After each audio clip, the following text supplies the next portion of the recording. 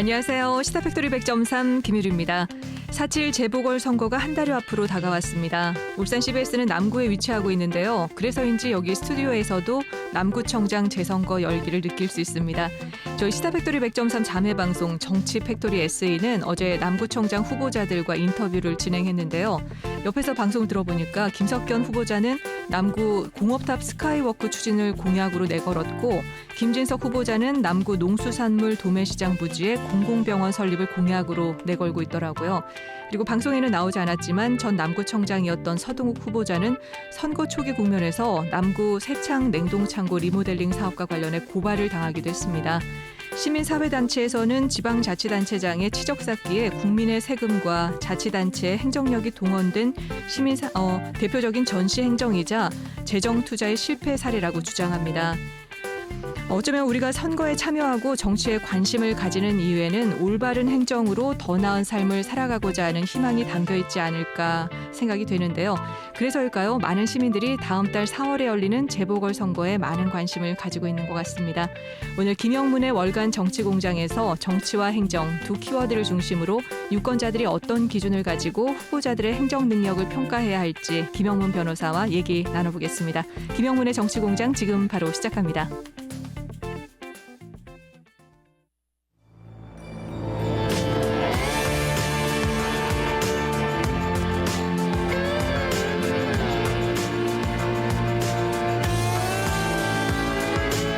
김영문의 월간 정치 공장.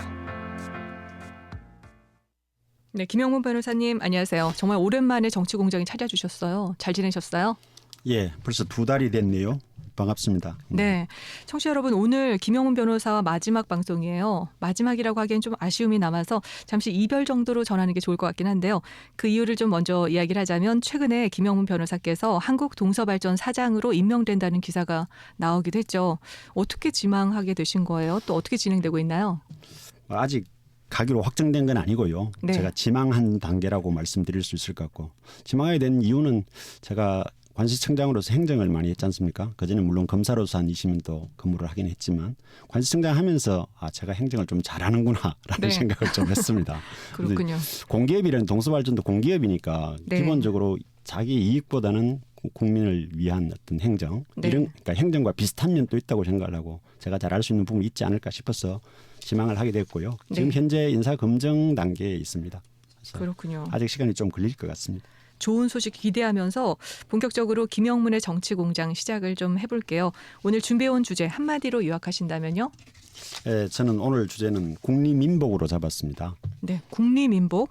나라의 이익과 국민의 행복을 아울러서 이렇게 이르는 말이잖아요. 어떤 사안 준비해 오신 거예요? 자, 아까도 말씀드렸듯이 제가 관시청장으로서 행정을 해봤으니까 네. 행정이라는 게 어떤 건가, 행정. 네. 어떤 건가에 대해서 좀 이야기를 해보고 싶은 거고요. 제가 생각하는 행정의 원칙들에 대해서 좀 말씀을 드리고, 또 행정은 어떻게 해야 되는지, 그리고 특히 이번 선거와 관련해서 또 앞으로 있을 선거와 관련해서 우리 국민들은 행정을 어떤 관점에서 파악을 해야 될까, 평가를 네. 해야 될까, 이런 거에 대해서 좀 말씀해보고 싶습니다. 유익한 시간이 될 것 같아요. 사실 정치라는 게요, 곧 행정으로 이루어지는 거잖아요. 현재 행정부의 수장들이 정치인이기도 하고요. 그러면 변호사님께서 그 정치공장 첫 방송에서 정치를 서로 다른 주장을 조정 통합해서 한 방향으로 나아가게 하는 행위라고 정의를 해주셨는데, 그때 굉장히 신선한 충격을 받았었어요. 그러면 행정의 개념은 또 어떻게 정의할 수 있을까요? 저는 하여튼 행정은 책에 나오는 말인지 모르겠는데, 저는 제한된 재화와 용역의 효율적 분배다. 네. 즉 행정은 주어진 예산을 어디에 어떻게 쓸 건가의 문제죠. 그래서 행정은 다 옳은 거거든요. 네. 다 옳은 건데 어느 게 가장 중요한가, 즉 우선순위의 문제다라고 생각을 합니다. 그래요? 그래서 제가 공약 읽기라는 데가 칼럼을 쓰는가? 공약을 우리 네. 정치인들 공약을 많이 내지 않습니까? 그렇죠. 공약을 우리가 어떻게 봐야 되느냐. 일반적으로는 이 사람이 뭘 하겠다고 하네? 네. 이런 관점으로 본단 말이죠. 네. 근데 사실은 그게 아니고 주어진 돈은 똑같은 거예요. 예산은 똑같은 건데 뭘 하겠다고 그러면, 바꾸고 말하면 뭘 못한다는 거거든요. 네. 같은 예산을 쓰는 거니까. 그러니까 뭘 안 하겠다는 거지, 이 사람은. 그 안 하겠다는 것과 이 하겠다는 게 어떤가. 네. 이렇게 볼 수 있어야 정확하게 공약을 읽을 때 예, 파악할 수 있다. 그렇군요. 이런 표면적인 것만 생각도 할수 보지 있죠. 말고 그렇죠. 뭘 하고 뭐에 집중할 거고 뭐에 집중하지 못할 것이냐 이걸 봐야 되는 거네요. 그렇죠. 돈을 어디에 잘 쓸 건가. 네. 그러니까 이게 하겠다는 게 안 하겠다는 것보다 더 중요한 건 맞는가 이런 네. 걸 판단해 줘야 된다는 거죠. 아, 그렇군요. 김영문 변호사께서 재작년까지 관세청장으로 근무하면서 언론을 통해서 진짜 여러 번 유명세를 치르셨잖아요. 근데 거기도 뭐 행정수장이면 정치인이죠. 아닌가요? 행정가인가? 예, 원칙은 행정가라고 봐야죠. 네. 저희들은 공무원이기 때문에 정치인은 아닌데 네. 근데 정무직이기 때문에 정치적 성격은 좀 있다고 생각을 합니다. 뭐 저희들 이 청장이 된 사람들 보면 그 내부에서 승진한 사람도 있지만 외부 사람들 특히 그렇죠. 학계나 이런 데서 또는 뭐 정치 교수님들 많이 오시죠. 했던 사람들 네. 가기도 그렇죠. 하니까 그런 면에서는 또 정치인이라고 봐도 되겠죠. 네. 네. 근데 제가 이 관세청장은 사실 검사로서 있다가 관세 행정을 전혀 모르는 상태에서 갔지 않습니까? 그러니까 그렇죠. 제가 처음에 했던 건 뭐냐면 관세청이 뭐 하는 조직인지부터 파악을 했었어야 되는 거예요. 네. 그래서 관세청이 뭐 하는 조직이냐에 관해서 제가 직원들한테 가자마자 물었죠. 네. 관세청이 제일 중요한 일이 뭐야? 관세청이 해야 되는 거. 그러니까 신속 통관이래요. 신속 통관이 관세청에서 가장 신경을 써야 되는 일이라는 거죠. 네.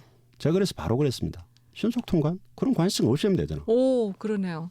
말도 안 되는 소리다. 그렇구나. 관세청의 일은 관세 국경을 넘나드는 즉 무역 수출 입 단계에서 네. 어떤 물건들이 수출되고 있는지를 정확하게 판단하고 알아내고 네. 그중에서 우리가 수입하면 안 되는 것들 마약이라든가 일단 그 총기라든가 이런 위험 물질이라든가 이런 네. 것들 그다음에 우리가 수입하지 않기로 했던 것들 이런 것들이 들어오는지를 정확하게 관리하는 것 네. 그게 진짜 업무고 그거의 반대로서 그걸 너무 신경 쓰다가 무역을 너무 지연시켜 가지고 도리어 그러니까 이 수출입에 저해가 되면 안 되니까 네. 그런 면에서 신속 통관도 중요한 거지 어떻게 신속 통관이 가장 중요한 가치냐 그러면서 않다. 예, 그러면서 이제 제가 좀 여러 가지 좀 뭐 혁신이라고 할까 변화를 이끌어 나갔다고 생각하는데요. 그렇군요.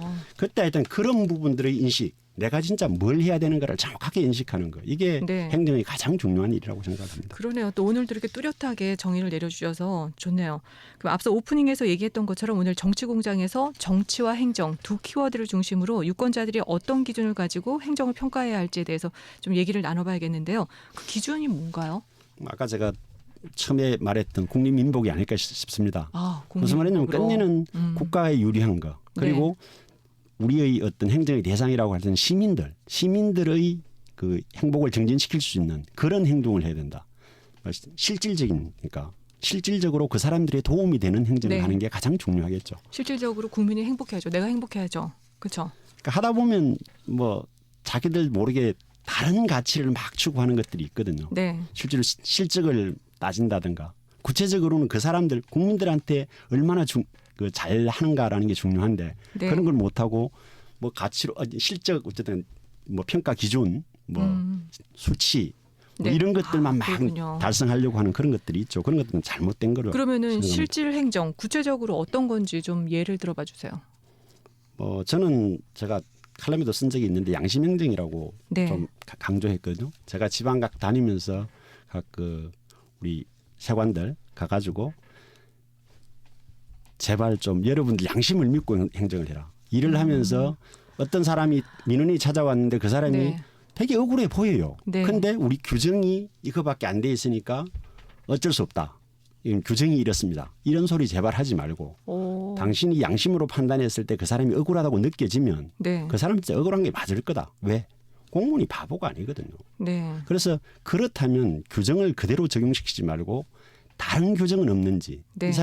이 사람을 구제할 다른 방법들이 없는지를 잘 찾아보고 네. 그런 걸 찾아보고 같이 논의하면서 해결해 주는 행정을 해야 된다. 네. 그냥 너무 강조했습니다. 따뜻한데요. 마음을 담은 행정이잖아요. 예, 하여튼 저는 뭐 그렇게 했고 제가 일본 대사랑 또 네. 한 2번 식사를 했었는데 이 칼럼을 보고 너무 감동적이었다고 말씀을 들었습니다. 네. 그 칼럼 내용 이 부분 이게 단가요? 칼럼 내용은? 칼럼은 뭐 여러 가지가 있었죠. 네. 제 책에 이제 그런 게 제가 양심에 칼럼 따른 썼던 것들 행정 이 많이 칼럼이었네요. 네. 그러면은 뭐 사정이 딱한 사람들은 잘 마음을 써서 행정을 제대로 다 실현할 수 있도록 해라. 한마디로 정해진 규정만 기계적으로 따르지 말고 자신의 양심을 믿고 다른 해결 방법을 좀 적극적으로 찾아야 한다. 이런 거죠. 예, 그런 것들이 공무원의 자세고 행정의 이게 본질이라고 공무원의 생각합니다. 자세다. 네. 우와, 그렇군요.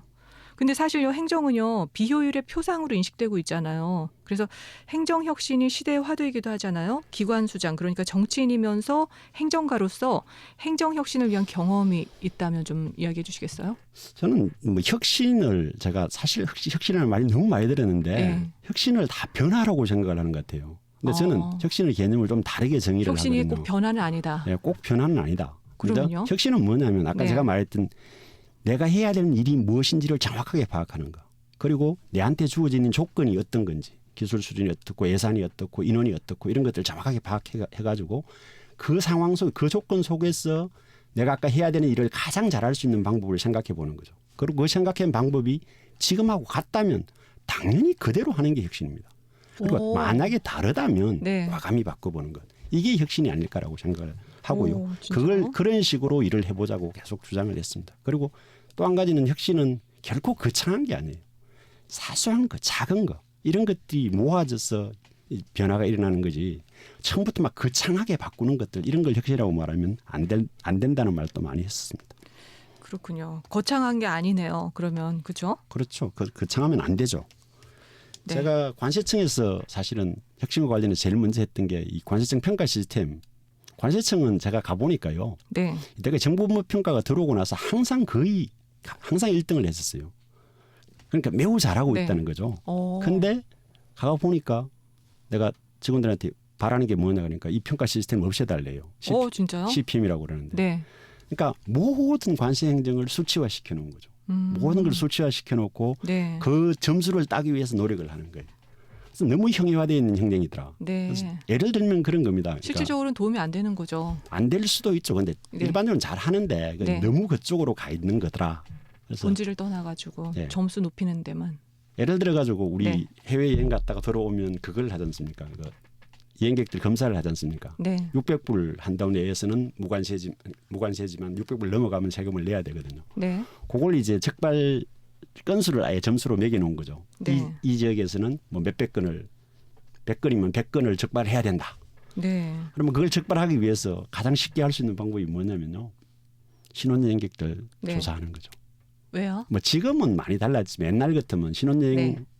선물해야 될 사람이 많잖아요. 양가 부모님께 선물해야 되니까 예, 기본적으로 600불이 넘을 수밖에 넘을 없겠네요. 가능성이 되게 예. 높죠.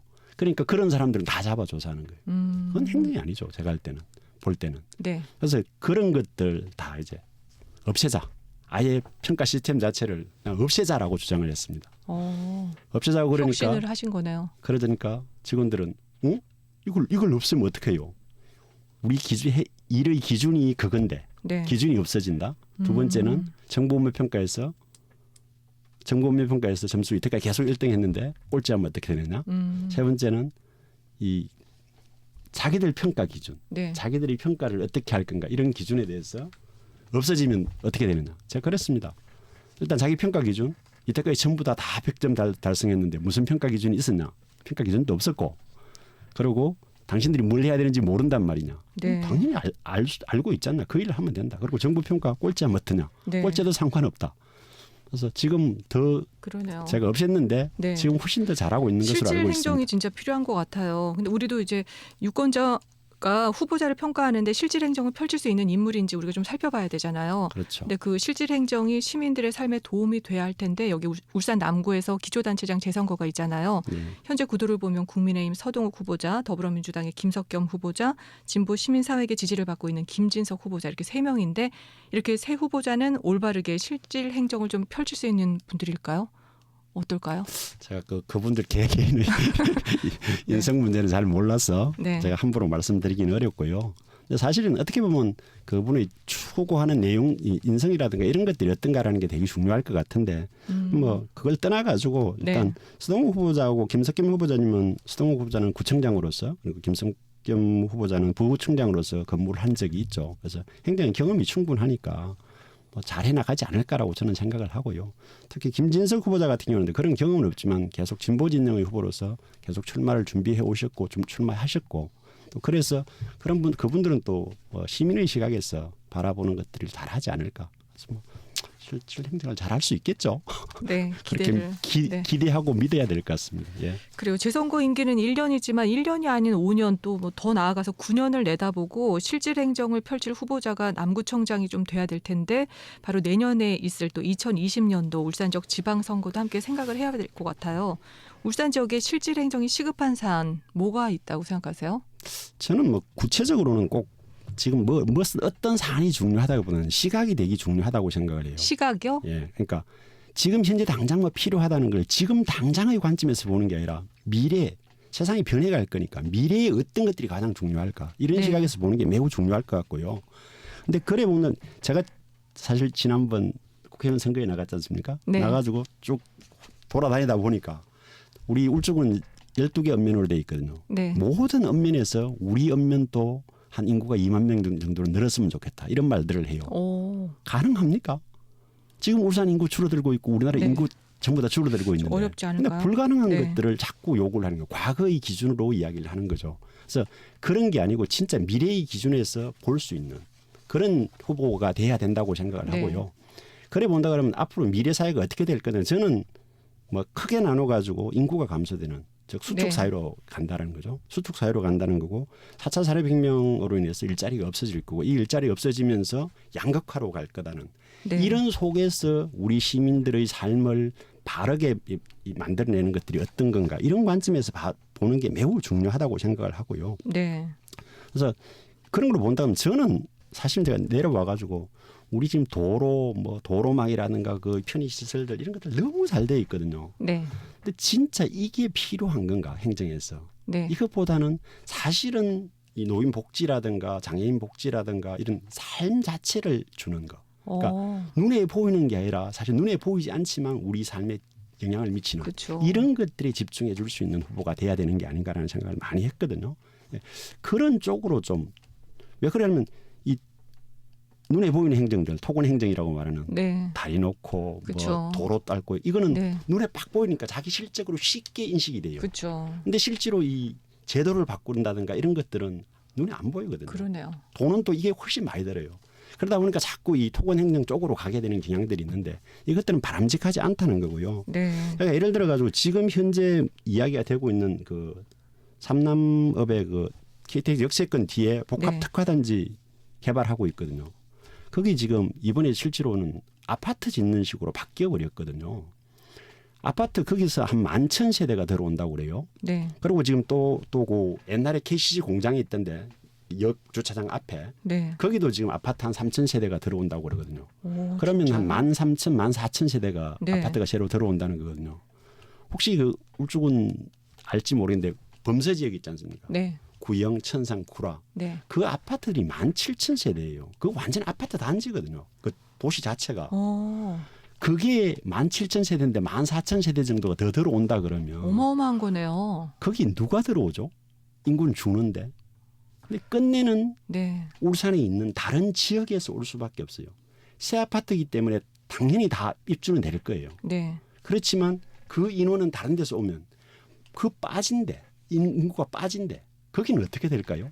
극단적으로 말해가지고 구영리에서 만약 이사를 해버린다 그러면 구영리 아파트는 어떻게 되냐는 거죠. 그러니까 장기적인 관점에서 좀 보는 행정을 했으면 좋겠다는 생각을 진짜 많이 하고요. 네. 특히 저 은항 같은 경우 송대지구 거기 택지가 많이 조성돼가 지금 조성은 해놓고 네. 실제로 지금 비어 있거든요. 그런 지역이 있는데 또다시 돈이 된다는 이유가 아닌가 생각을 하는데 그런 이유로 그런 개발만 한다 그러면 저는 좀 이런 것들이 행정이 좀 잘못된 게 아닌가라는 생각을 좀 하고요. 네. 그리고 뭐 이 상북 작년에 울주군 문제긴 하지만 네.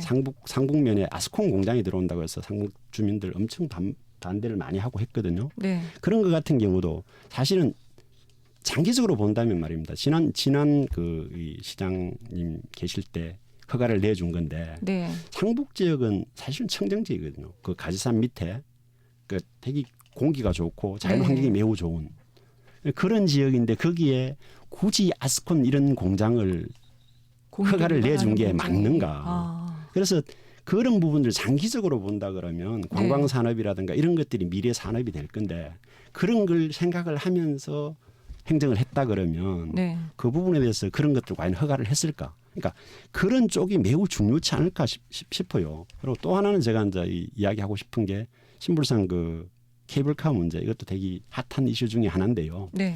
근데 사실 환경청에서 이게 반대를 했거든요. 낙동정맥 케이블카를 건설하고자 하는 데가 낙동정맥이기 때문에 낙동정맥의 본류 그거는 지켜야 된다. 그러니까 낙동정맥이라는 게 산 꼭대기 네. 우리나라 쭉 연결은 백두대간에서 연결되고 정맥으로 빠지는데 그 산 꼭대기들을 연결하는 선을 대간 정맥 이렇게 하거든요.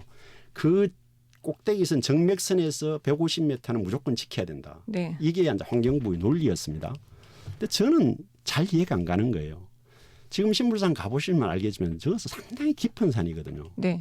그 지역이 만약에 훼손된다고 해서 그 생태가 뭐 많이 훼손되고 하나요? 저는 아니라고 그렇진 보거든요. 않다. 네. 그러니까 환경이 아까 제가 생각할 때는 행정을 바라보는데 되게 중요한 관점이 네. 수축 사회로 바뀐다는 거예요. 이때까지는 팽창하는 사회였어요. 네. 팽창하는 사회였기 때문에 그때는 환경 보전 이런 게 매우 중요한 가치였죠. 근데 지금은 이제 수축 사회로 바뀌기 때문에 지금은 다르게 봐야 되는 게 아닌가라는 생각을 좀 합니다. 그렇군요. 네. 제한된 재화와 용역의 효율적 분배. 무엇이 우선순위냐 이것이 바로 행정이다 이야기를 나눴습니다. 여기까지 듣겠습니다. 이제 마칠 시간인데요. 3월 마지막 주부터 목요일 정치공장이 개편되면서 이제 김영분 변호사와 잠시 이별을 하게 되는데 만약에 사장 떨어지면 4월에 다시 오셔도 됩니다.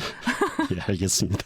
네, 저희한테 미리 말씀을 안 해주셔가지고 담당 PD가 많이 삐졌었어요. 아, 네, 우리 청취자들도 섭섭할 수도 있으니까 마지막으로 우리 청취자 여러분들께 한 말씀 해주시죠. 예. 하여튼 청취자 여러분들하고 헤어지게 돼서 매우 아쉽게 생각을 하고요. 제가 처음 시작할 때 정치적 쟁점들에 대해서 서로 다른 입장을 좀 제시하고 네. 좀 이렇게 해보려고 했는데 한계가 좀 있었다고 생각을 하고 제가 그렇게 못한 게 죄송하다는 말씀드립니다. 이게 별 말씀을요. 아무래도 네. 여당이라는 또 한계도 있고 이래서 좀 그랬던 것 같습니다. 근데 제가 뭐 멀리 가는 게 아니고 울산이 계속 있을 거니까요. 네. 앞으로 계속 같이 활동하도록 하겠습니다. 네. 네, 계속 울산에서 함께 하실 거니까요. 앞으로 언제든지 또 우리 시사팩토리 100.3 청취자들과 만남이 있으리라 생각이 됩니다. 조만간에 더 좋은 기회로 다시 만나 뵙길 기대하면서 오늘 김영문의 정치공장 여기서 마무리하도록 하겠습니다. 김영문 변호사님 오늘 출연해 주셔서 고맙습니다. 예, 감사합니다.